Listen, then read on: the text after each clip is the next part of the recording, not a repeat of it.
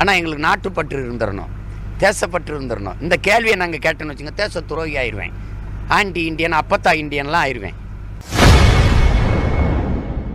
பெஞ்சல் புயலால் பாதிக்கப்பட்ட மக்களுக்கு நிதியுதவி கேட்டால் ஆன்டி இந்தியன், அப்பத்தா இந்தியன் ஆகிடுவேனா என்று மத்திய மாநில அரசுக்கு எதிராக நாம் தமிழர் கட்சி ஒருங்கிணைப்பாளர் சீமான் கொந்தளித்துள்ளார்.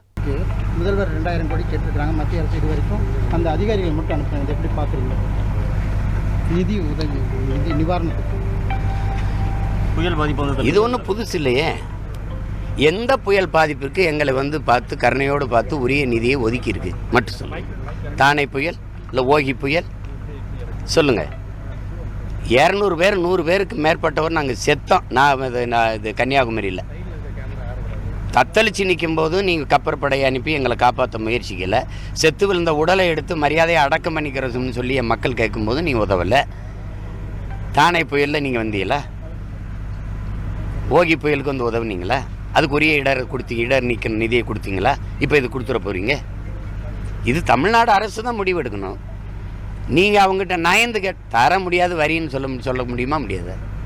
எனக்கு போக தான் மிச்சம். உனக்கு மத்திய அரசுக்கு நிதி ஏது? நிதி ஏது சொல்லு. மத்திய அரசுன்னு ஒன்று இருக்குல்ல, இந்திய ஒன்றிய ஆட்சியாளர்களுக்கு நிதி ஏது?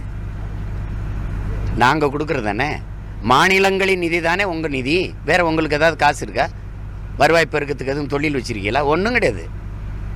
நீங்கள் கட்டுற வரி, நான் கட்டுற வரி, இவர் கட்டுற வரி, நீங்கள் நீட்டி இருக்கிற இந்த ஒளி வாங்கிக்கு ஒரு வரி இருக்குது, நான் போட்டிருக்க இந்த சட்டைக்கு ஒரு வரி இருக்குது.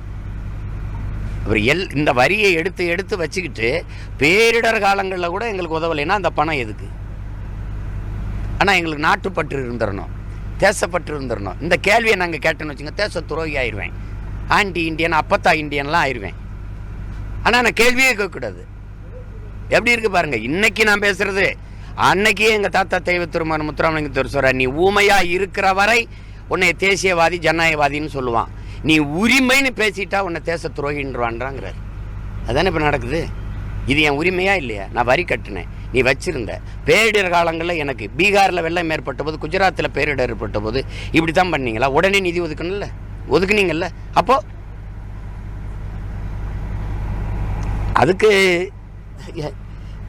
இவங்க தான் தினம் போய் சந்திக்கிறாங்க, பேசுகிறாங்கல்ல. இத்தனை பேர் போனாங்க, ஐயா நேரு போயிருக்கிறாரு, எல்லாரும் போனாங்க, ராஜ்நாத் சிங்கை சந்திச்சிருக்காங்க, பல அமைச்சர் பெருமக்கள், ஐயா தன்னரசு போயிருக்காங்க, எல்லாரும் போயிருக்காங்க, நிதி அமைச்சரெல்லாம் பார்த்துருக்காங்க, அம்மையார் கனிமொழியெல்லாம் சந்திச்சிருக்காங்க. என்ன பேசுனாங்க